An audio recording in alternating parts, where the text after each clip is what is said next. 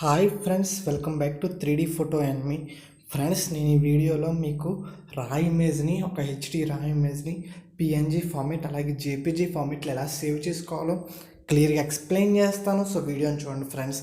Image అనేది open చేసుకున్నాను. So image అనేది చాలా రా ఇమేజ్ అంటే కనీసం ఒక 45 MB ఉంటుంది ఫ్రెండ్స్. దాన్ని సేవ్ చేసుకోవాలంటే Ctrl+S నొక్కండి. సేవ్ యాజ్ అయినా ఫైల్లోకి వెళ్ళి మీకు దొరుకుద్ది. సో అక్కడ మీకు పిఎస్డి ఫైల్ అని వస్తుంది. సో మనం పిఎస్డి ఫైల్లో సేవ్ చేసుకోకూడదు అసలు. సో మనం జేపీజీ ఫైల్లో సేవ్ చేసుకోవాలి. జేపీజీ ఫైల్లో సేవ్ చేసుకున్నట్లయితే ఇమేజ్ అనేది సేవ్ అవుతుంది మీ గ్యాలరీలో. సో ఫైల్లోకి వెళ్ళి మీరు క్లిక్ చేశారంటే సేవ్ అంటుంది ఫ్రెండ్స్, మీకు సేవ్ కనిపిస్తుంది.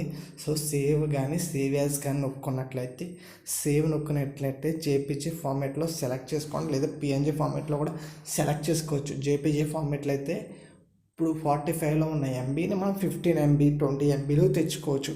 అది సేమ్ క్వాలిటీ ఉంటుంది ఫ్రెండ్స్. సో మనం సేవ్ చేసుకొని ఇలా ఓకే చేసుకోవడం.